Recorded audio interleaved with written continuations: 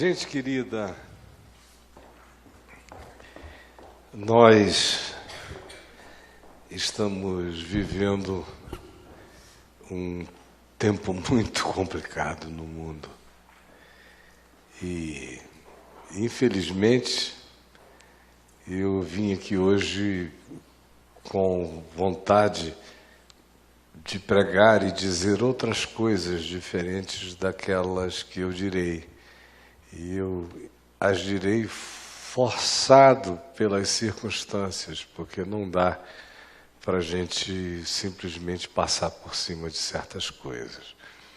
Antes, no entanto, eu quero pedir que os pais encaminhem os seus filhos. Quem está com as crianças? Quem está? Opa, que bom! Então, querida, muito obrigado. Os pais podem enviar seus filhos de 3 a 11 anos, não é isto? 3 a 11 anos, isto. Podem enviar seus filhinhos com as tias ali. Vai ser ótimo.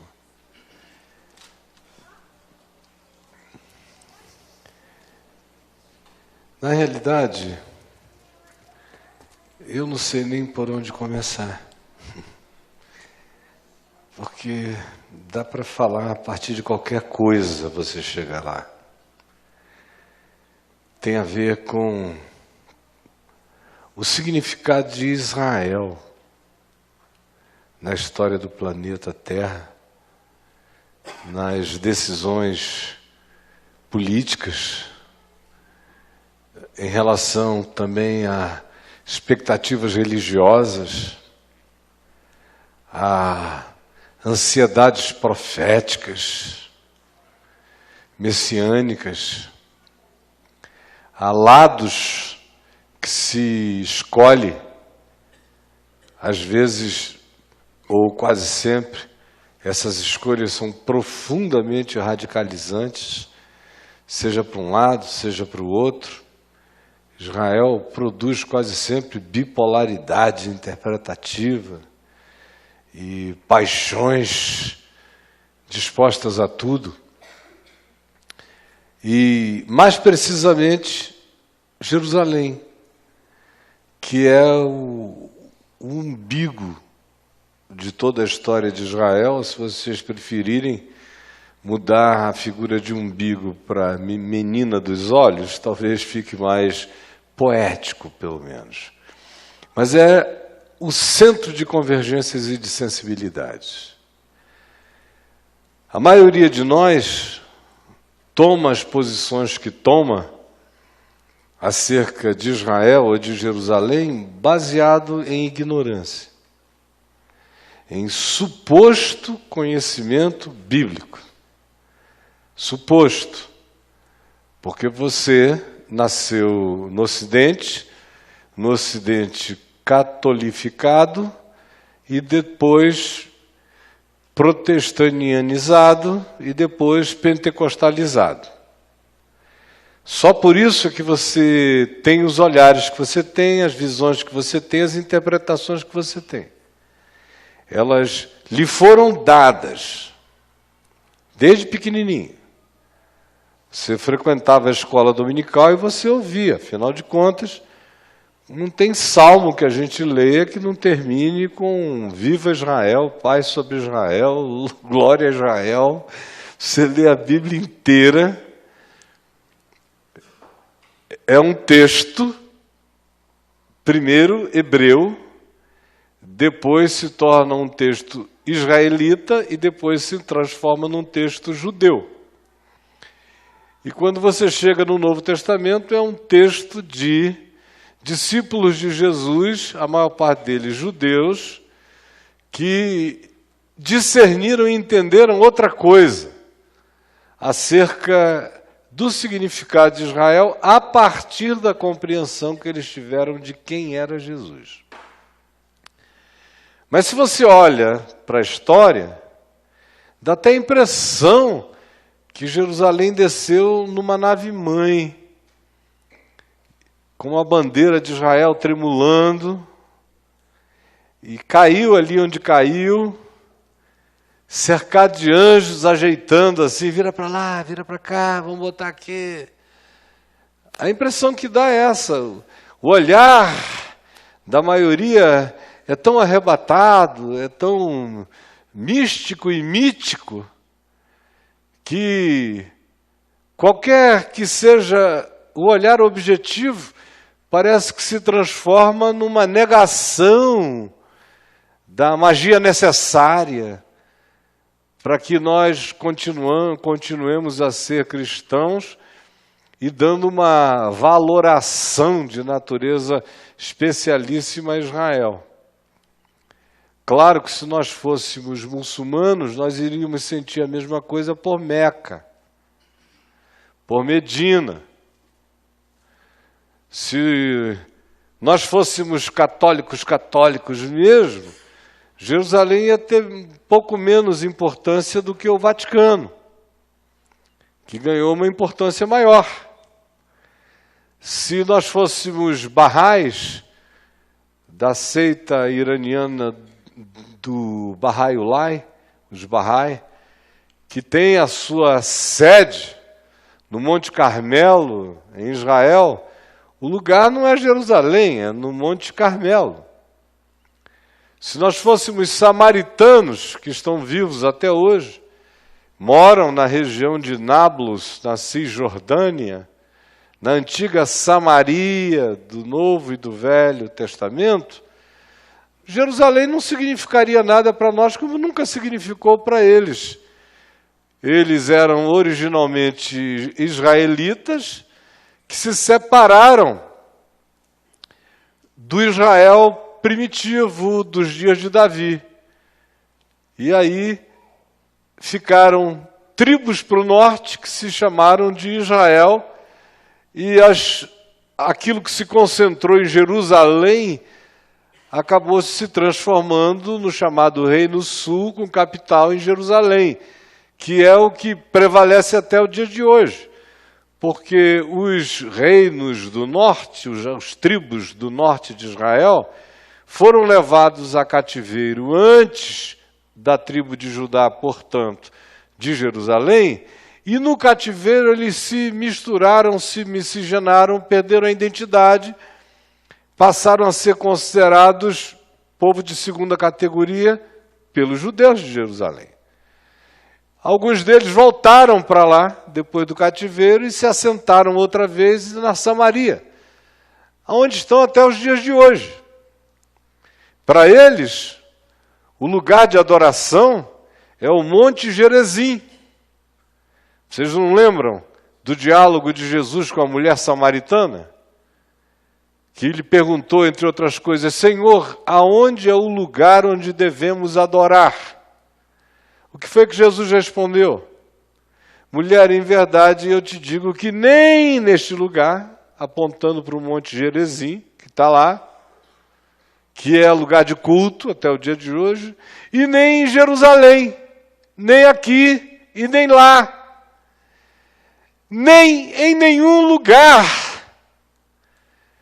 Porque a verdadeira adoração não é lugarizável, não é geografizável. Esse conceito de culto geográfico, adoração geográfica, lugar santo, lugar sagrado, é um conceito pagão. Não vem do Evangelho, não vem de Jesus. Por isso ele conclui e diz à mulher, pois não é aqui e não é lá o lugar onde se deve adorar, pois Deus é Espírito. E importa que os seus adoradores o adorem em espírito e em verdade. Ninguém aqui se converteu em Jerusalém. Alguém teve uma experiência que diz, foi o dia do meu encontro com Deus. Não, foi em Valparaíso, foi na igreja ali Batista do Lago Norte, foi em Cascadura, foi em Copacabana, foi no Sertãozinho, Sobralzinho, foi em Sobradinho, seja lá onde que foi, porque se fosse lugarizável, nós só estaríamos com a validação disso no dia que peregrinássemos até aquela geografia e fôssemos validados lá pelo Deus local, como as divindades antigas, que eram divindades de regiões, de localidades, de cidades, de montanhas, coisa primitiva. Que Jesus acabou quando disse, nem aqui e nem em Jerusalém. É aqui. Como ele também acabou quando disse, não é no templo. Entra no teu quarto e fala aqui com teu pai que vê em secreto. Ou todo o ensino dele a respeito da relação dos que não tinham pedigree judeu, que não sabiam nada de religião judaica, que não compreendiam quem era Abraão, Isaac, Jacó, e nem precisavam, que não tinham nenhuma história genealógica judaica para contar, mas se encontravam com ele e criam. E ele dizia, nunca vi em Israel uma fé como essa. Tornando tudo irrelevante. É ele que olha como ninguém para Jerusalém e a trata com o lugar razoável que a história dela tem no processo, mas sem culto a nenhuma geografia. Porque não dá para cultuar. Se diz que Jerusalém foi a cidade de Melquisedeque. Melquisedeque, rei de Salém, rei de paz, rei de justiça e paz. Rei de Jerusalém. Jerusalém vem dos jebuseus. Jerusalém era a cidade jebuseia que existia antes dos judeus sonharem em serem judeus, do tempo que os judeus ainda eram hebreus, ainda estavam no cativeiro do Egito, onde ficaram 430 anos. Tinha vida rolando lá. Na cidade dos jebuseus, onde a gente chama de Jerusalém. Quantas vezes eu já cheguei lá e entrei, as descobertas não param de acontecer.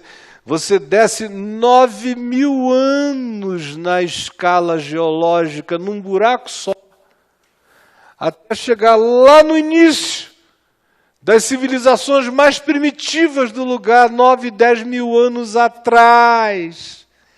Ninguém sonhava em que haveria uma Jerusalém.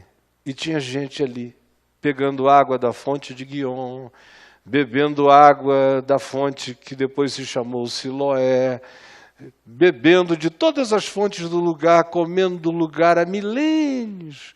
Não sabiam nada de Abraão, Isaac, Jacó. Abraão, Isaac e Jacó nem existiam.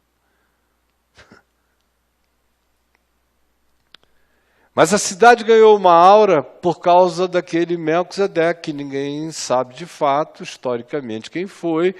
Ele é uma figura de natureza mítico-teológica no Velho Testamento. Só se o menciona 2 vezes. Uma vez quando ele vai ao encontro de Abraão, e Abraão lhe paga o dízimo, por isso ele se torna um ente extraordinário, porque se o pai dos hebreus paga o dízimo a um sacerdote do Deus Altíssimo que vem é rei de paz, portanto, se o associou depois a Jerusalém, então ele deve ser uma figura maior do que Abraão. Como de fato o escritor de Hebreus nos mostra que do ponto de vista espiritual é isso mesmo, ele representava uma ordem não lugarizada. Aquele Melquisedeque. Portanto, uma ordem superior a qualquer que seja a ordem sacralizada, lugarizada, geografizada, que é uma ordem pequenininha e pagã. Aí depois disso, de anos de cativeiro no Egito, 40 de peregrinação no deserto, depois 300 anos de governo dos juízes, mais ou menos, até chegarmos a Davi. E Davi decide colocar ao final de todas as suas vitórias a sua capital naquilo que ele decidiu chamar Cidade de Davi, que é, num certo sentido, Jerusalém, só que não.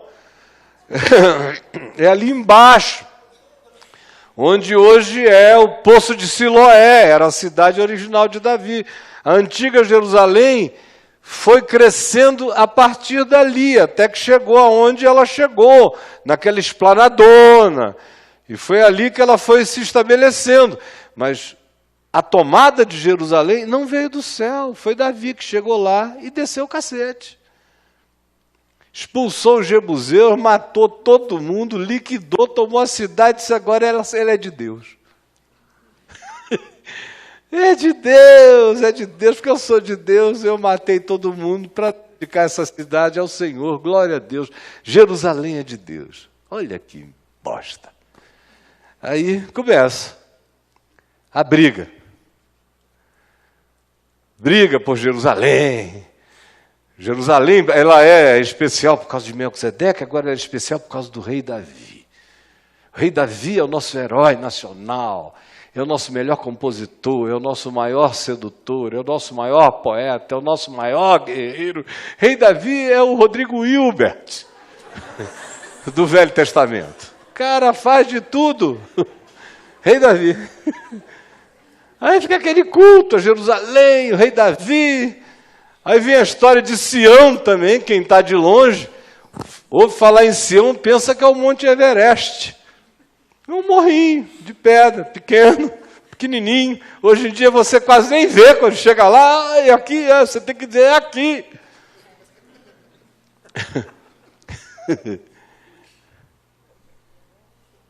Aí, dividem-se os filhos de Davi.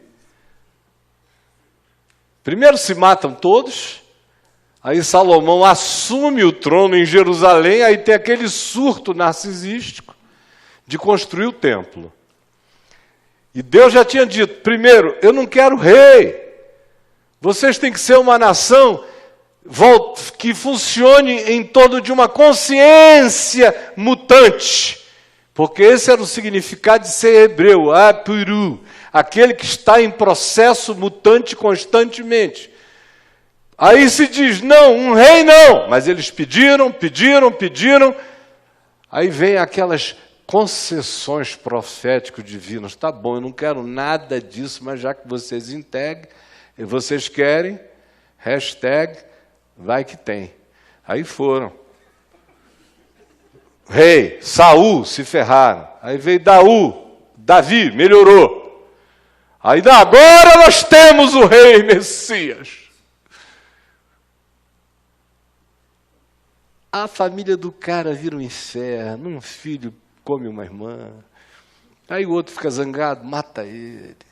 Aí o Davi não faz nada a respeito de coisa alguma, que ele tinha o maior problema, ele enfrentava gigantes, mas não tinha coragem de conversar no olho com um filho. Aí Absalão foi ficando com ódio, porque ele é que matou o irmão que tinha ficado com a irmã dele e depois repudiado a irmã dele, no incesto. Aí Absalão vai e tomba o trono de Davi, tudo em Jerusalém. Aí depois Davi consegue se reagrupar, voltar a tomar o trono de Absalão, que morre pendurado pelos cabelos grandes, lá nos vales do Jordão. Aí é aquela miséria. Davi morre, logo o reino se divide. Fica um grupo para cá, em Jerusalém, outros tantos, 10 para o lado de lá. Naquele reino original que eu disse que tinha capital em Samaria, que se chamava Israel, Reino do Norte. Aí isso vai, guerra entre eles, desavença entre eles, séculos de guerras, de loucuras.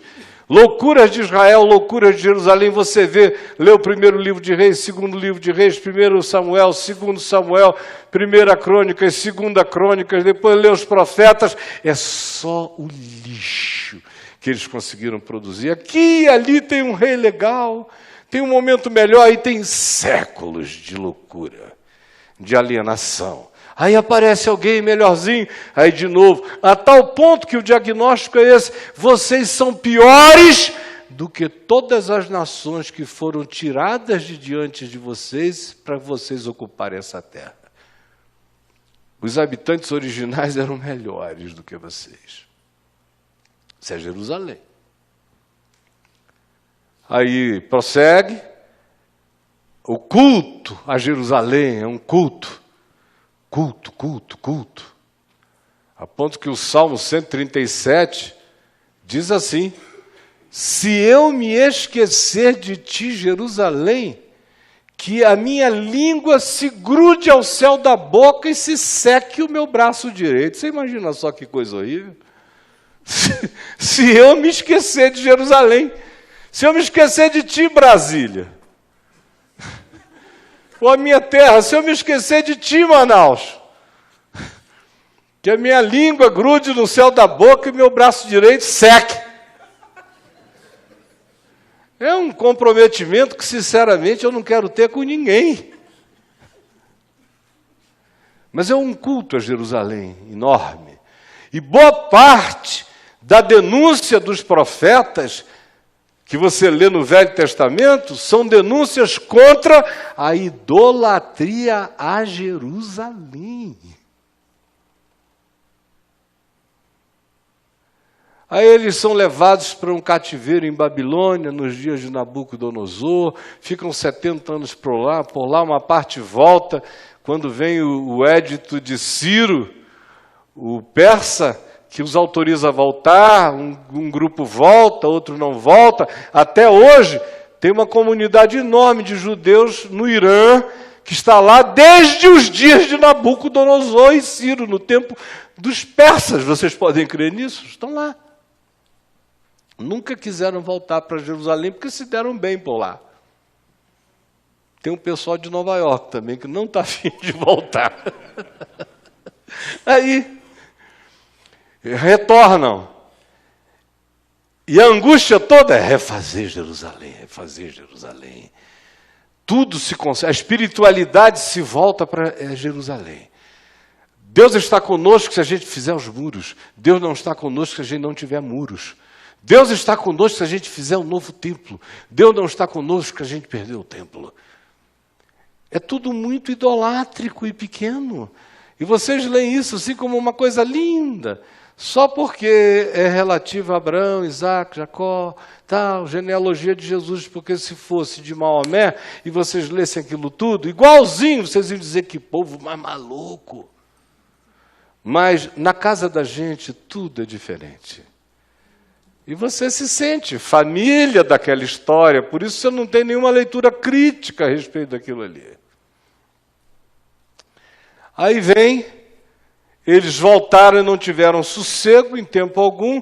Logo depois, Alexandre o Grande toma o mundo e, consequentemente, toma também a Palestina, porque havia mares que passavam por lá, era uma rota, era uma highway de ligação da África, que ia até aonde você quisesse, Ásia Menor, e da Ásia Menor subia na direção da Índia. Rota da seda, rota da pimenta, rota de tudo passou por ali, milênios. Era um lugar importante porque era uma highway. Aí Alexandre toma conta. Alexandre morre, 4 generais dividem o reino, perto de Israel, ao norte, Seleuco toma conta, e ao sul, Ptolomeu, pai de Cleópatra, posteriormente. Eles brigam entre si, Israel apanha no meio. Aí passam, o Alexandre já tinha ido, fica a guerra entre Ptolomeus e Seleucidas, aí chegam os romanos nos anos 60 a.C. Tomam conta do lugar. Aí mantém o status quo, controlam todo mundo. Qual era a importância de Jerusalém para os romanos? Nenhuma, exceto manter a zona de passagem comercial, aquele umbigo importante, aquele nó na web daqueles dias, livre para não ficar coagulado por conflitos, guerras e problemas. Então, era interessante fazer uma relação pacificada, e eles, portanto, elegeram Herodes o Grande para ser a pessoa que faria essa interface. Quando Jesus nasce, é no meio desse status quo. Romanos, mediação de Herodes, e o templo que tinha sido reconstruído e remodelado, refeito e aumentado por Herodes o Grande, se tornou uma das grandes maravilhas da antiguidade. E que tinha um papel político. O templo era Estado, o templo era sede religiosa, o templo era centro de arrecadação de impostos, o templo era lugar de validação teológica de ensinos, o templo era lugar de juízo pertinente às coisas da lei judaica, o templo era o banco, o templo era a embaixada, o templo era tudo.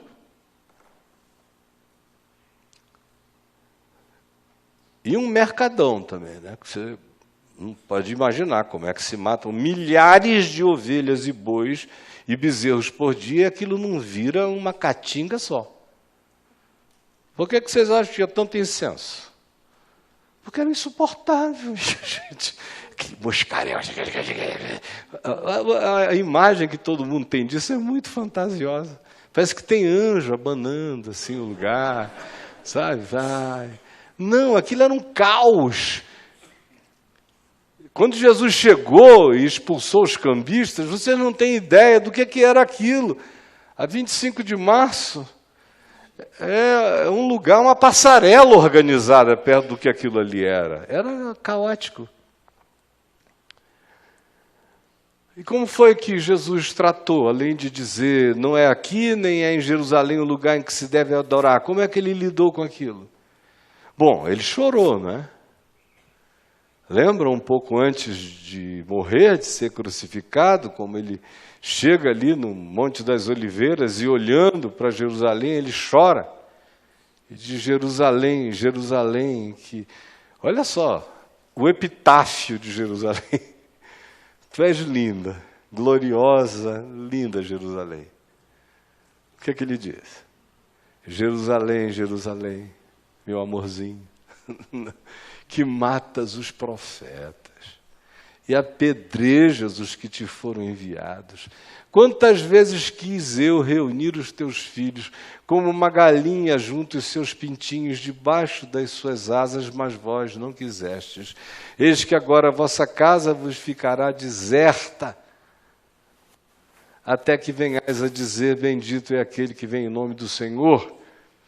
E num outro momento ele diz coisa semelhante, em verdade eu vos digo, que Jerusalém será pisada por todos, até que haja se completado o tempo dos gentios.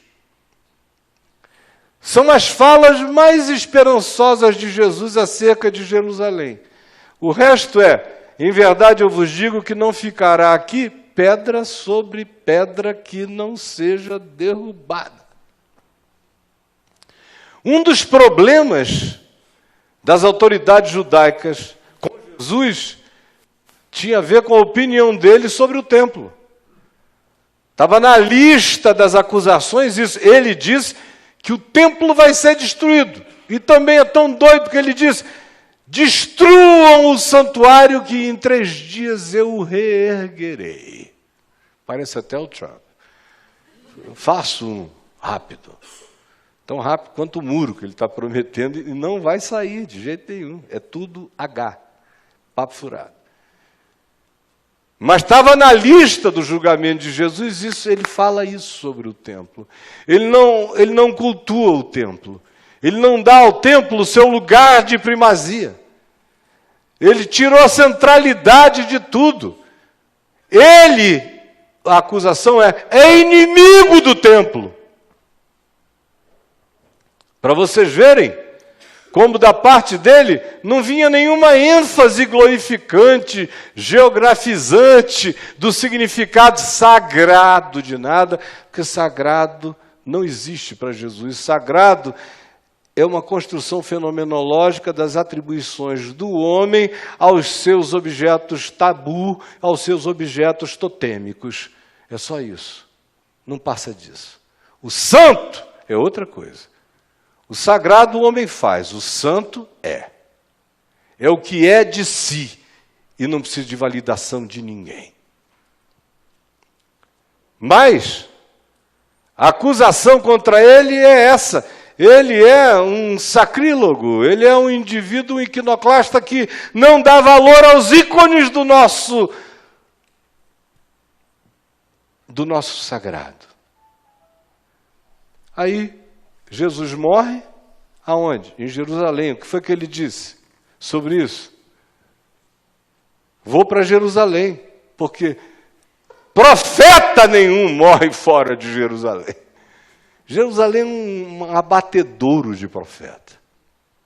Então eu vou para lá, porque é hora de morrer, é para Jerusalém.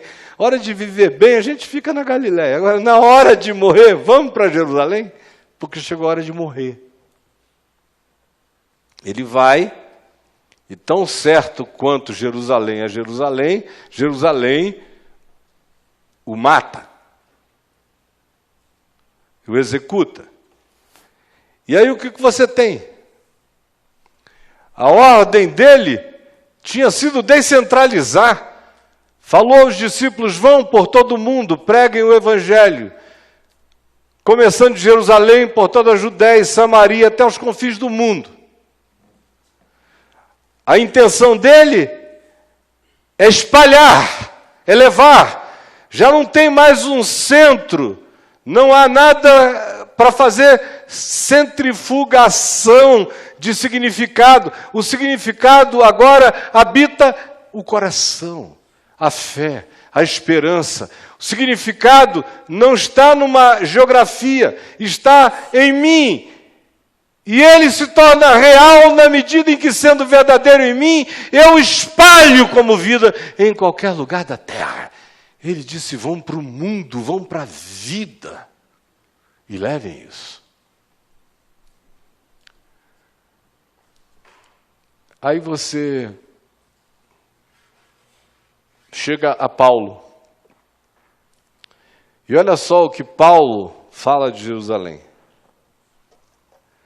Antes, deixa eu só dizer que sobre o templo, lá em Ezequiel 47, tem uma profecia que falava de um templo que viria, que nem era aquele construído por Salomão, nem era aquele pequenininho ali de Esdras e Neemias, nem era o templo que Herodes o Grande construiu, porque era um templo que não é construível. É um templo de arquitetura quântica. Você vai lendo e vê que a portinha tem 1 metro por 1 metro. Quando você entra, ele vai crescendo para dentro, crescendo para dentro, crescendo para dentro, crescendo para dentro. Não para de crescer para dentro. E aí ele usa esse texto de Ezequiel 47, falando no que está registrado em João capítulo 7, em Jerusalém, no templo, no grande dia da festa, quando ele diz, aquele que crê em mim, como diz a Escritura, ele estava se referindo a Ezequiel 47, como diz Ezequiel 47, do seu interior fluirão rios de água viva, porque se dizia que daquele templo real que viria, mananciais de água viva brotariam para curar. Ele diz, sou eu o templo. Não esperem construção de mais nada. Sou eu e cada um daqueles que creem em mim se torna esse templo que cresce para dentro. Então vamos a Paulo agora. Gálatas, no capítulo 4, onde Paulo diz o que eu faço questão que você preste muita atenção. Olha só, capítulo 4, verso 21. Paulo diz: dizei-me vós, os que quereis estar sob a lei de Moisés, do Levítico, do templo, dos bezerros, dos bodes, dos sacrifícios, dessa coisa velha, obsoleta, vencida e passada. Vocês aqui, que nem judeus são naturais da Galácia, ficaram impressionados com o que os judeus vieram falar a vocês, relativizaram o significado de Cristo no coração de vocês e estão querendo se tornar agora híbridos. Dizei-me vós, candidatos a híbridos, que quereis estar sob a lei, acaso não ouvis o que a lei diz? Pois está escrito que Abraão teve 2 filhos, um da escrava Agar e o outro da mulher livre, Sara. Mas o filho da escrava nasceu segundo a carne, e o da livre mediante a promessa. Isso já é uma interpretação de Paulo, não tem nada a ver com a história. Estas coisas, ele diz, são alegorias. Ele as via como alegóricas. Porque para ele, a geografia daquilo tudo tinha perdido totalmente a importância. E Jerusalém ainda não tinha sido destruída por Tito no ano 70. Paulo escreveu isso aqui 15 anos antes. Ela estava lá em pé, mas para ele, ela tinha virado só alegoria. Porque estas mulheres, Sara ou Agar, são 2 alianças. Uma, na verdade, se refere ao Monte Sinai, à lei de Moisés. Veja como ele está trabalhando com categorias livres, nenhuma linearidade histórica. Ele pega o Monte Sinai e atrela a Agar. A Agar porque foi a mãe de Ismael, que nasceu naquela relação que não era original, do casamento de Abraão com Sara. Vejam que caldo cultural está embolado nisso aqui. Na realidade, é uma exacerbação. Na realidade, é uma afirmação de alguém que tinha concluído que aqueles elementos, aqueles montes, aquelas histórias ilustravam alegoricamente, perfeitamente o estado espiritual do que existia nos dias dele. Essas coisas são alegóricas, porque essas 2 mulheres são 2 alianças. Uma, na verdade, se refere ao Monte Sinai, a Moisés, a lei, que gera para escravidão. E esta é Agar, mãe de Ismael, mãe dos árabes, mas que para Paulo, que não estava pensando naquilo com as categorias politicamente corretas dos nossos tempos, para ele era só uma alegoria, ele não estava brigando politicamente com ninguém, só estava lendo a Escritura do Velho Testamento e tentando fazê-la ter um significado maior do que o da narrativa histórica pequena. Então ele alegoriza. E diz, ora, Agar é o Monte Sinai na Arábia.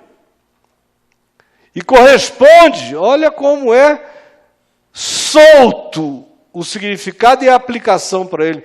E corresponde a Jerusalém atual, que ainda estava lá, e que está em escravidão com os seus filhos. Ele não está se referindo à escravidão imposta pelos romanos, ele está se referindo à escravidão espiritual de Jesus ter vindo para o que era seu, e os seus não terem recebido. Ele está se referindo à cegueira, à loucura, ao entorpecimento, à embriaguez, à burrice crônica do espírito deles. Essa é a escravidão. Mas a Jerusalém lá de cima, que não tem nada a ver com nenhuma Jerusalém aqui de baixo, essa aqui é a nossa mãe. Se nós somos de Cristo, a gente não está brigando por nenhuma Jerusalém na terra. A nossa mãe é outra, está no céu. Porque está escrito, alegra-te, ó estéril, que não dás à luz, exulta e clama, tu que não estás de parto, porque são mais numerosos os filhos da abandonada que os da mulher que tem marido. Vós, porém, irmãos, sois filhos da promessa, como Isaque. Como, porém, outrora o que nascera segundo a carne perseguia o que nasceu segundo o Espírito, assim também agora.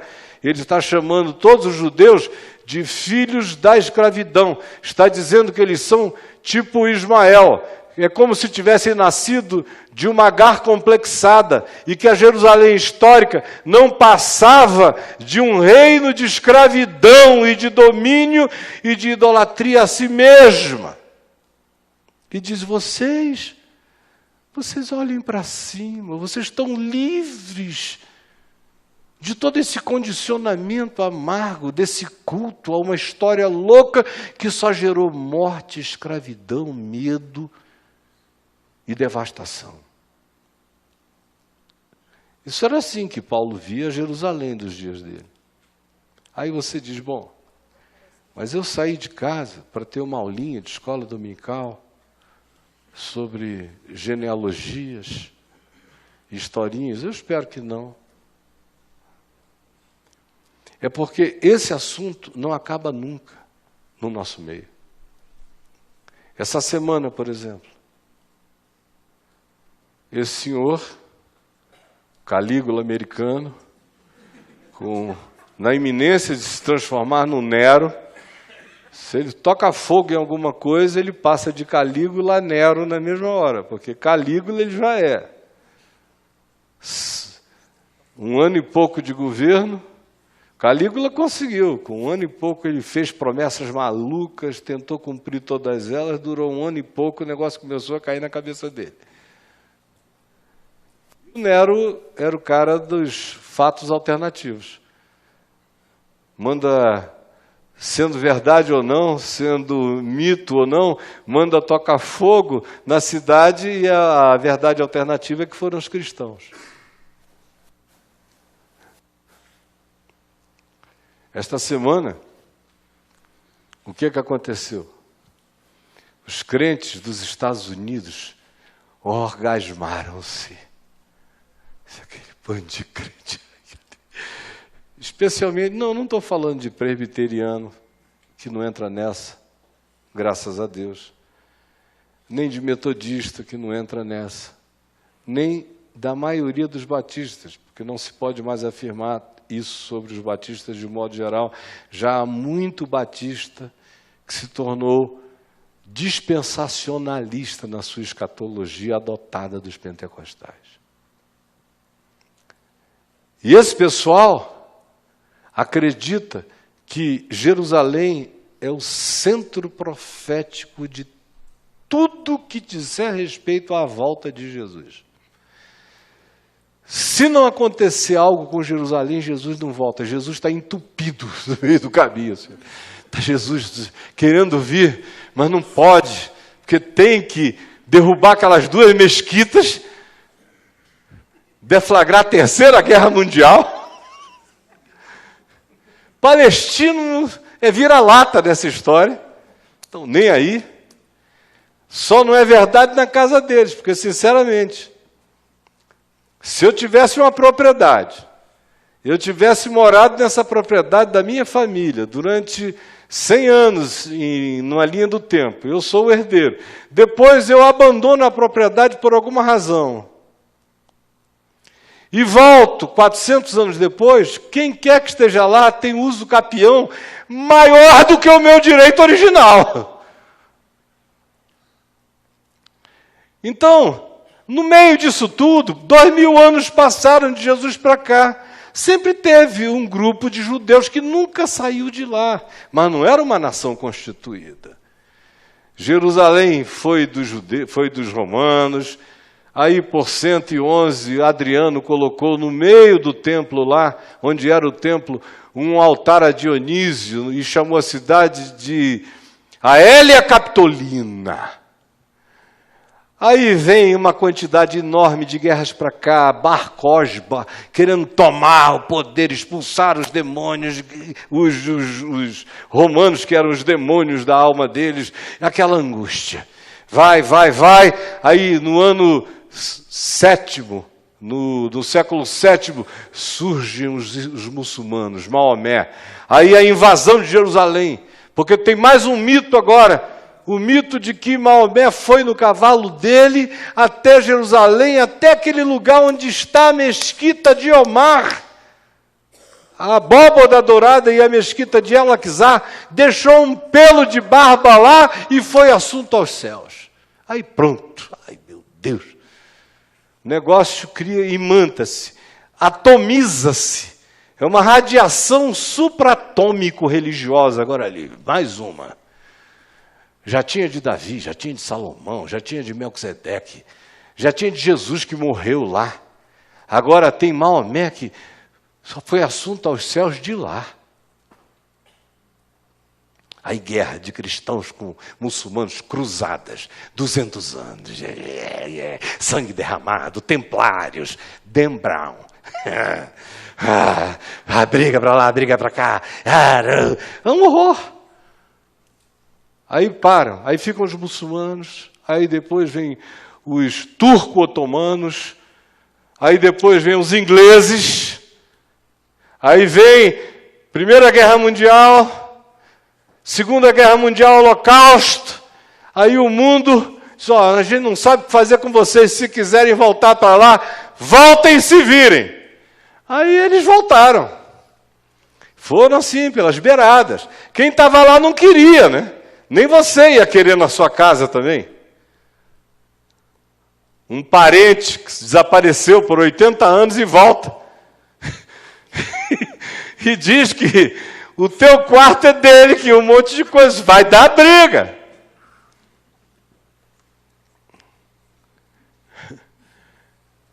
Aí eu comecei lá logo depois disso. Eu comecei aí em 72. Desculpa, em 77. Veio 48, eles voltaram para lá. 67 veio a Guerra dos 6 Dias. 74 veio a Guerra do Yom Kippur. 77 eu já estava lá. E acompanhei com os meus olhos essa história inteira. Dezenas de vezes. Vendo o que os cristãos faziam. Os judeus chegam para mim e me dizem, olha, não tem gente mais fanática por Jerusalém do que os crentes pentecostais. Os judeus me falam, é apavorante, Caio. A gente tem medo, esses caras ainda vão fazer uma tragédia aqui. Olha que eles vão, hein? Com medo. Tem lá a Embaixada Cristã de Jerusalém. Meu Deus, o que esse povo já me convidou para pregar lá, para abrir conferências, fechar conferências, receber medalha, não sei o quê. Eu aceitei alguma coisa? Nada, durante quase 40 anos, porque eu sei que eles são doidos, incendiários e fanáticos.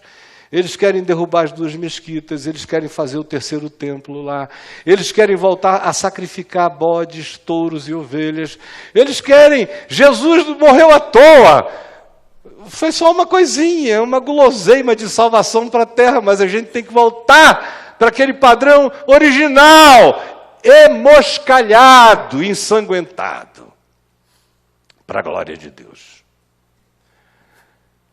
Aí, milhões são ganhos nessa história toda.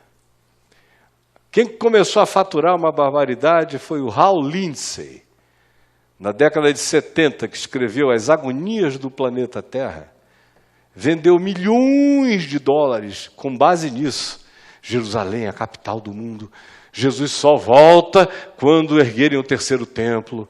Onde é que isso está escrito? Em lugar nenhum. Em lugar nenhum. São montagens. O cara pega um texto aqui, pega outro ali, vai montando, faz aquele holograma, aí apresenta num livro. E milhões de idiotas compram como palavra de Deus, como projeto político, como aspiração espiritual, e ficam orando por aquilo. Senhor, faz isto. Faze, Senhor, faze. Olha a chamada da meia-noite, que está aí há 50 anos, aquele jornal, juntando versículos e profecias, e agora vai. E as marcações da volta de Jesus, com base nisso, meu Deus, já marcaram tantas vezes. Quando os judeus voltarem em 48, Jesus ia voltar, porque os judeus voltaram, a profecia está se cumprindo. Aí, não se cumpriu, desculpem qualquer coisa, vamos reinterpretar. Aí reinterpretaram e leram, agora entendemos nosso erro. Jesus dizendo assim, depois que falou o chamado sermão escatológico, em Marcos, Mateus e Lucas, ele conclui dizendo: olhem a figueira e as demais árvores. Quando o verão é chegado e vedes os frutos se aproximando, sabeis que chegou a hora da frutificação. Pronto, bastou isso. Foi aí que eles descobriram. Não foi em 48, era para contar de 48 para frente.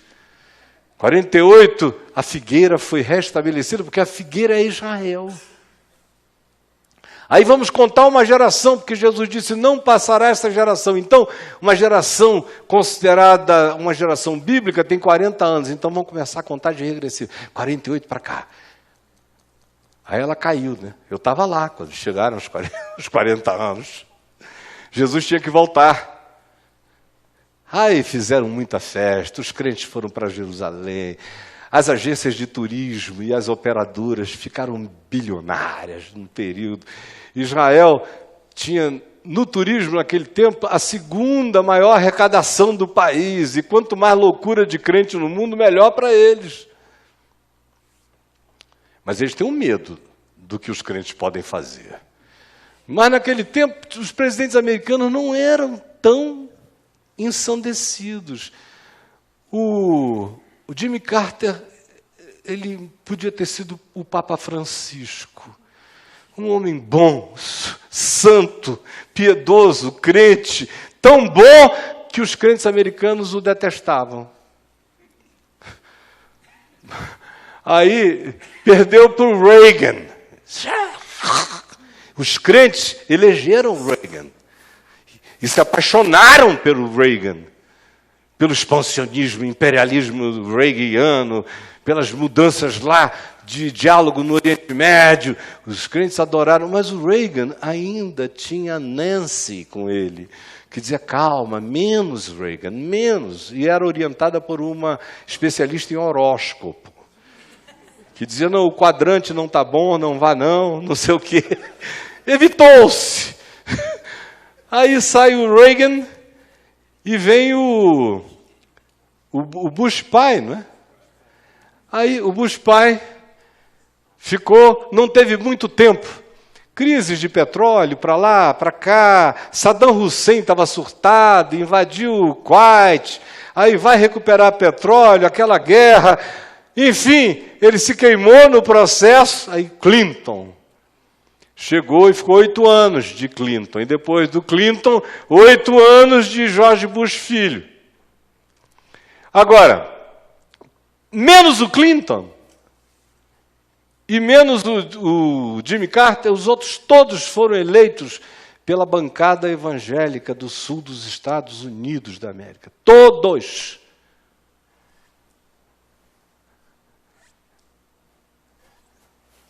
E o Trump, mais do que todos, eleito pelos crentes do sul, pelos supremacistas brancos, pela Ku Klux Klan e por todo o pessoal ávido em ganhar dinheiro a qualquer custo, ainda que se estoure o meio ambiente do planeta inteiro. E um cara que chega com a certeza narcisística de que ele está aqui para fazer coisas loucas e que não precisa guardar nenhuma relação de causa e efeito ou de lógica de pensamento e nem respeito para com os significados das histórias anteriores. Ele sabe o seguinte, que os crentes são idiotas. E ele vem brincando com isso o tempo todo. Primeiro ele se elege, 15 dias depois já estavam dizendo que tinha sido na alcova do Putin que tudo tinha acontecido. Aí começam as denúncias. Aí começa a crescer, ele diz, eu vou fazer o muro agora. Aí todo mundo olha para o muro, cadê o muro? Como é que vai subir o muro? 1 mês de muro. Que muro? É só para todo mundo olhar para lá. Olha lá um balão, garoto. Olha lá um balão. Porque o FBI estava chegando aqui. Aí o presidente do FBI falou, não, é verdade sim. Aí o cara sai, continua afirmando. Aí esquenta um pouco mais. de que o conluio é com ele mesmo e com os russos e que houve alteração profunda no processo eleitoral. Aí, quando ele vê que estão se aproximando e designam um procurador independente, joga uma bomba na Síria. Bem, eu estava lá em Jerusalém com vocês. Gravei de dentro do meu quarto. É mais uma cortina de fumaça. É mais um, olha lá, um balão. É para gerar mais um mês aqui de atenção para cá, enquanto ele vê se manobra o lado dele interno. Mas olha, o cara não tem nenhum problema de jogar uma bomba na Síria para criar uma diversão, uma distração para um problema pessoal dele. Aí quando isso aqui vai passando e o procurador vai aumentando, lá, aproximando-se dele cada vez mais, briga com Kim Jong-un. Vamos destruir com fogo, fúria, como o mundo nunca viu antes. Aí é um mês e meio de Kim Jong-un para lá e para cá, mas o procuradorzinho está chegando. Chegando perto, as provas se consolidando, aí os ministros, os secretários já começam a admitir que foi sim. Aí ele publica 3 vídeos, 2 deles fake, sobre muçulmanos batendo em ocidentais. Aí generaliza, vejam como todo muçulmano é mau e não pode conviver entre nós. O cara é presidente dos Estados Unidos. Fica jogando esses tweets, igual um garotinho de 13 anos. Chupa aqui uma balinha e... É uma coisa impensável que a Terra esteja recebendo uma influência assim. Aí ele ganha mais uma semana de prazo nessa discussão. Aí do nada, porque a pergunta é, para quê? O que é que os Estados Unidos ganham mudando a embaixada para Jerusalém? Nada, não muda nada. Não ganha nada, só perde. O que é que Jerusalém ganha? Problemas, mas ela está preferindo, o Netanyahu está preferindo ter um vínculo com uma superpotência, dizendo eu estou contigo e não abro, do que fazer o que a sensatez manda. A sensatez diria, deixa lá, deixa ficar em Tel Aviv, isso vai piorar a nossa circunstância aqui. Mas não, a pressão é muito grande de crentes, de fanáticos judeus internos e de crentes ricos de fora. A gente bota o dinheiro, a gente banca, a gente faz. Para quê? Para cumprir a profecia. Porque se uma grande nação como os Estados Unidos puserem a embaixada lá, essa oficialização vai mexer em principados e potestades. É a guerra espiritual pentecostal. Vai mexer no mundo espiritual. Vai começar algo no mundo espiritual e o Senhor Jesus vai começar a se desprender como um Gulliver desse negócio todo. Daqui a pouco ele aparece aí, a gente tem que ajudar, dar uma força, abrir a porta, o caminho. Aí, agora, o cara chegando lá assim, já cheirando o traseiro dele. Aí disse, vou mudar a capital para Jerusalém. Por quê? Primeiro, para criar uma cortina de fumaça de novo, maravilhosa. Todo mundo discutindo isso. Eu fico vendo os repórteres discutindo isso. Eu digo, rapaz, vocês são idiotas, isso não é a questão, isso é a fumaça. A questão é outra e vocês nunca chegam lá. A segunda razão é para agradar os crentes americanos e de qualquer lugar do mundo. Crente americano, crente mexicano, crente latino-americano, crente africano, crente de tudo que é lugar, todos têm uma escatologia pentecostal que coloca Jerusalém no centro da volta de Jesus. Enquanto o problema Jerusalém não for resolvido, enquanto ela não for oficialmente capital dos judeus, enquanto não se construir o 3º templo no lugar daquelas 2 mesquitas, enquanto isso Jesus não volta. Agora, essa é a receita para a guerra. Essa é a receita para o ódio. Essa é a receita para a calamidade que vem aí. Eu estou dizendo que vai ser agora? Não, sabe por quê? Porque ele é frouxo e é só cortina de fumaça. Ele joga, cria aquele incêndio, ele fica fazendo gestão de incêndio, não apaga o da Califórnia, mas esses outros aqui ele fica fazendo gestão do fogo. Se o bicho ficar feio para o lado dele, ele diz assim, espera aí, a gente deixa para depois. Aí ele joga uma outra coisa para outro lugar, distrai aqui. Mas enquanto isso, internamente nos Estados Unidos, ele renova o poder dele no coração dos crentes fanáticos, dizendo, como ontem um rapaz escreveu em algum ambiente social, de alguma rede social minha, dizendo, mas pastor Caio, com boas intenções ou com más intenções, uma coisa é certa, ele está sendo um homem da centralidade profético-escatológica dessa hora.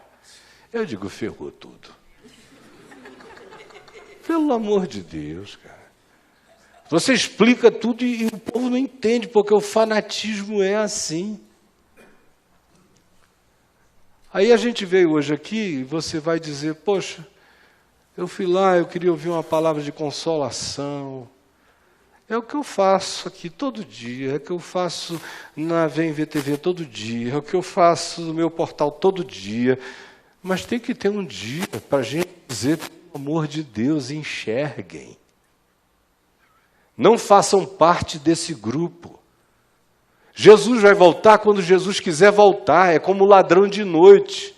Não tem ninguém impedindo, nem ninguém segurando. Se tivesse que haver algo para ser um definidor de alguma coisa, era a declaração de Jesus que disse, em verdade eu vos digo que será este evangelho do reino pregado a todas as nações e então virá o fim. Mas nem isso é referência, primeiro, porque evangelho tem que ser algo que não é só pregação. E a maior parte da falação sobre Jesus no mundo não tem nada a ver com Jesus nem com o Evangelho. Portanto, até essa categoria cai num ambiente de subjetividade que não é mensurável. Ele vem como um ladrão de noite. E nenhum de nós vai estar esperando. Ao contrário, o que se diz é, quando disserem paz, paz e segurança, eis que virá a repentina destruição. Mas você abra seu olho. Deixe de ser ingênuo, deixe de ser um indivíduo que olha para a história com as lentes desse fanatismo que lhe foi dado e que você não discerniu nem a história da história até hoje e comprou isso como algo que tem a ver com a verdade revelada de Deus. E não é. Aí você diz, e agora? Eu vou sair daqui e vou fazer o quê com essa informação? Você vai começar a ler o jornal com outros olhos, a ouvir as coisas com outros ouvidos. Não vai mais cultuar Jerusalém. E olha, quem está te falando aqui foi lá 1, 2, 3 vezes no ano, durante anos a fio. Aí você me pergunta, então o que você vai fazer lá? Ah, muita coisa. Porque Jerusalém existe. Porque ela tem uma história. Porque eu amo história. Porque eu nasci dentro dessa história. Eu fui parido dentro da Bíblia. E essa, depois de adulto, foi a única Bíblia que eu tive. Eu a leio há 45 anos, desde que comecei a pregar o Evangelho. Porque eu conheço Israel melhor do que o Brasil, porque eu conheço a história de Jerusalém melhor do que a história da minha cidade ou de qualquer outra cidade brasileira. Por quê? Porque eu entendo o significado histórico, arqueológico, espiritual, as lições do bem, as lições do mal, a linearidade dessa história construída nos detalhes, quando você compreende, te dá um eixo para entender a história do Ocidente toda. E, sobretudo, te dá uma profundidade, uma mensurabilidade em 3D, para compreender não só as histórias do Velho Testamento, mas entender as dinâmicas e os conflitos de Jesus naquele ambiente. E eu vou também, porque ao fazer tudo isso e ao expor tudo isso às pessoas, eu vejo que quem vai nunca mais volta do mesmo jeito. Boa parte da idiotice vai embora na cabeça quando o cara faz uma viagem com uma boa atitude. É por isso que eu ainda levo gente lá. Agora, quem vai comigo não me vê botar, vocês já me viram botar pedido de oração no Muro das Lamentações? São irmãos, agora, aleluia, estamos chegando no Muro das Lamentações, preparem os seus bilhetinhos, peçam a casa própria, peçam isso, peçam aquilo, uma boa nora, vai lá e bota no muro, joga lá. Não tem uma magia comigo, não tem, vocês foram, vocês sabem, não tem. Não carrego folhinha de Jerusalém, não boto aguinha em nenhum cântarozinho. Chegar em casa, essa aqui é mais ungida. Não tomo banho no Rio Jordão, porque está podre de sujo. Pelo menos aquela parte do Iardenite, só tomo banho lá para cima, na nascente, no sopé do Hermon, onde é aquela coisa linda. Para mim é um lugar onde, quando a água é boa, quando não é ruim, faz mal. Não tem nada demais. E se você puder levar uma lição hoje daqui, leve esta. Tudo isso que está aí diz respeito ao poder diabólico do sagrado. Tudo que você está vendo tem a ver com o poder diabólico do sagrado. Do sagrado cristão, do sagrado judaico, de qualquer sagrado. Sagrado é sinônimo de guerra. Tabu, sagrado, tabu, guerra. Dogma, guerra. E esse mundo, quem viver verá, ainda vai experimentar as suas maiores calamidades pelo encontro chocante das religiões monoteístas. Olha, tem 90% de que não sejam os budistas que deflagrem isso. 90% de chance. De que não sejam os ateus, que não estão nem aí para isso, eles estão no Vale do Silício. Estão pensando em inteligência artificial. E nas pedras de Jerusalém. Quem pode fazer isso acontecer é crente. Crente americano, porque europeu não, crente europeu já é pós-crente. Tem que ser crente americano, que tem muito poder na mão, com a torcida dos malucos do terceiro mundo. Vai, aleluia.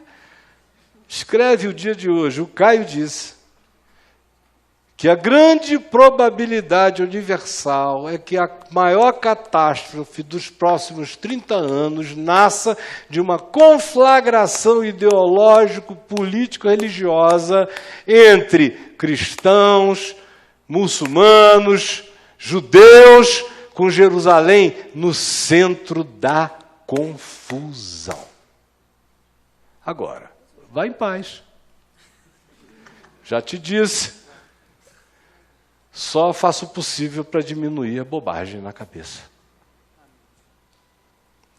Se não foi útil para ninguém, eu sei que foi útil para uns 2 ou 3 aqui que eu vi nos olhos a alegria de estarem ouvindo o que ouviram. Eu falei para minha mulher, eu vou sair de lá frustrado.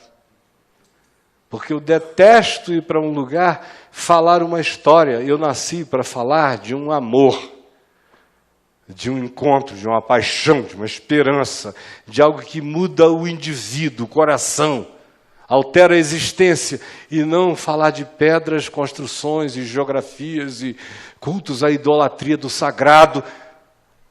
Sagrado isso que a minha alma aborrece.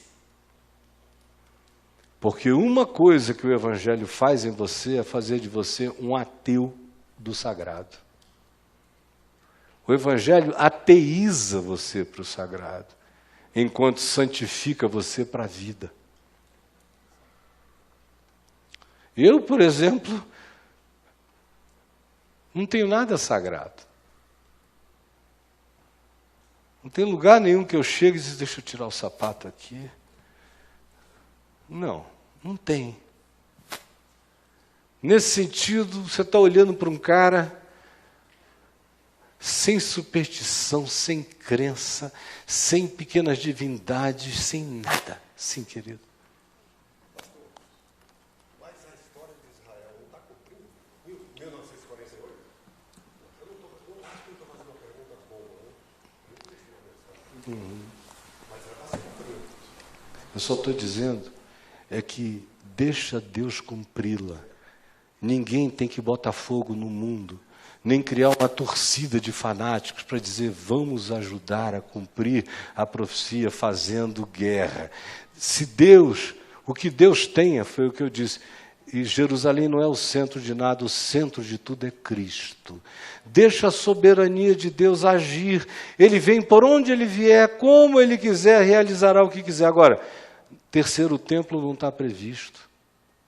Em lugar nenhum. É uma construção sistematizante, escatológica. E tudo mais que você vai vendo acontecer, que vai se tornando coisa que cresce na cabeça dos crentes, é a posteriori, nunca é a priori. É sempre depois que acontecer, eles juntam e dizem, viu?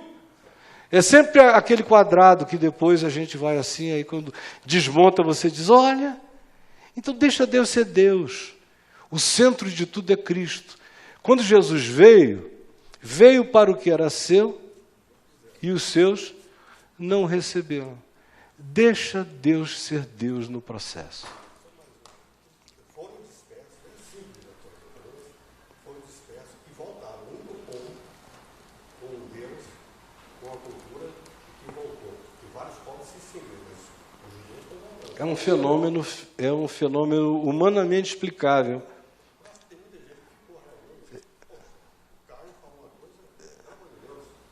É um fenômeno totalmente explicável. Se você mantiver, olha, os armênios também não se dispersaram. Os etíopes foram, saíram, voltaram, mesma língua, mesma cultura. Quem mantém mesma língua, mesma cultura, mesmas relações centrais, se preserva. Quem não mantém, se dilui. Então, até aí, eles não são um exemplo único de nada. Eles são um exemplo extraordinário de uma coisa.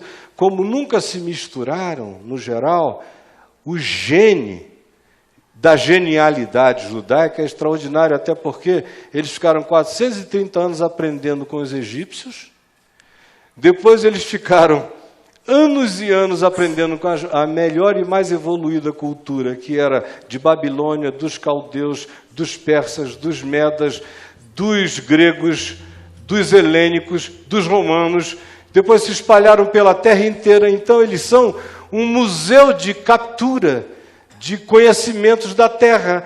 E a genialidade do povo é extraordinariamente inegável. Eu sou o primeiro a dizer isso. Agora, não passa disso. Não passa disso. É para olhar, é para observar. Vejam como isso é importante. Eu falei de Israel e o teu coração se apertou mais do que o do povo. Sabia? Porque eu estou vendo o povo aqui, está todo mundo ouvindo tranquilo. Mas o teu se angustiou. Porque você foi educado nisso. Israel, eu creio que Israel não acabou, claro. Eu creio que Israel existe no futuro do futuro. Agora, eu creio que Israel não é o centro de nada, como Paulo diz. O verdadeiro judeu já não é quem nasceu de Abraão, é quem nasceu da fé. A verdadeira Jerusalém está nos céus, aberta para todos os lados, para todos os povos, é o que diz Apocalipse 21. Então não entendi a sua pergunta.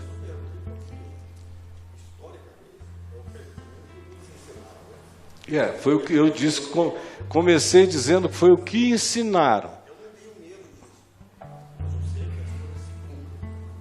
Aleluia, você está falando com um homem que crê nas coisas, que as coisas se cumprem e que não precisam de ajuda. Não precisa de um louco para chegar e dizer, vamos cumprir agora, para fazer uma cortina de fumaça, manipulando isso, mexendo com a alma do povo, é todo fanático, não entende nada, enlouquece o mundo, a gente entra em guerra por causa de uma hipertrofia de significado de Israel. Deixa Deus ser Deus para Israel, porque a condenação é primeiro para o judeu, depois do grego. A salvação também veio primeiro para o judeu, depois para o grego. Ou seja, Israel existe, foi a primeira frase que eu disse. Israel existe. Agora, nessa dimensão, eu vou bater nisso até a morte, porque isso é loucura. E produz insanidade. E olha o nível de insanidade que produz. Vamos ficar em pé?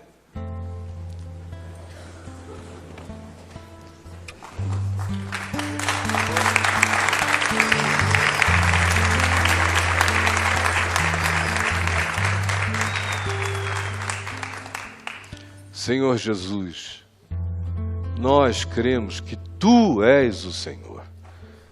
Que os sinais são um desamor. É a iniquidade que cresce, o amor esfria de quase todos. Os sinais são feitos de engano, Tu disseste, de mentirosos, que diz, chegou a hora, ele aqui, ele ali, chega já. Tu disseste que proliferariam os anunciantes da hora, da escatologia, da Tua volta, gerando engano até na cabeça dos eleitos, confundindo o mundo, criando versões fake da existência, chamando a atenção para Israel, enquanto as pessoas não olham o Evangelho. São crentes que cultuam Israel e não obedecem o Evangelho. São intolerantes, são homofóbicos, são raivosos, são amargurados, acreditam no que querem acreditar, não na verdade dos fatos, mas na preferência pelas versões. É isso que mata o mundo. Os sinais são esses, de desafeição, de falta de compaixão, de falta de tolerância. Os sinais são feitos de perseguição, de ódio. Os sinais vêm e manifestam a relativização de todo o teu ensino, porque tu mesmo disseste, e porventura, quando o Filho do Homem voltar, encontrará fé na terra? Senhor, ajuda-nos a entender e lava a nossa mente, porque nós fomos muito condicionados.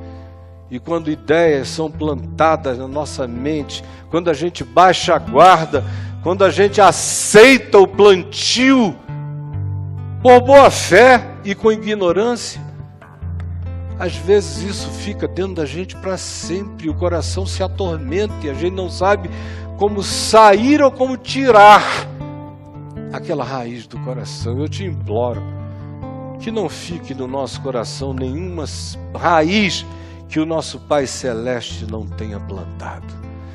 Que nenhuma raiz que não seja raiz pura e simples do Evangelho não fique em nós. É isso que eu te imploro, por mim e pelos meus irmãos.